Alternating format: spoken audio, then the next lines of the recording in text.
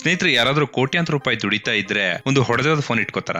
ಸಾಮಾನ್ಯವಾಗಿ ಇಲ್ಲ. ಆದ್ರೆ ಸಾದಿಯೋ ಮಾನೆ ಅನ್ನೋ ಪ್ರಖ್ಯಾತ ಫುಟ್ಬಾಲರ್ ಒಂದು ಹೊಡೆದಾದ ಫೋನ್ ಇಟ್ಕೊಂಡಿದ್ದಾರೆ. ಸಾದಿಯೋ ಮಾನೆ ಕೇವಲ ಒಂದು ವಾರಕ್ಕೆ ಕೋಟ್ಯಾಂತರ ರೂಪಾಯಿ ಗಳಿಸ್ತಾರೆ.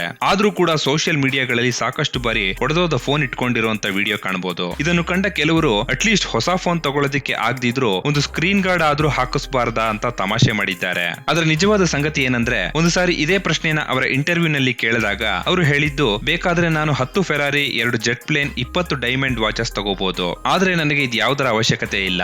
ನಾನು ಕೂಡ ಬಡತನದಲ್ಲಿ ಹುಟ್ಟಿ ಕಡು ಬಡತನನ ಹತ್ರದಿಂದ ನೋಡಿದೀನಿ. ಆದ್ರಿಂದ ನಾನು ಸ್ಕೂಲ್ಗೆ ಕೂಡ ಹೋಗಕ್ಕಾಗ್ಲಿಲ್ಲ.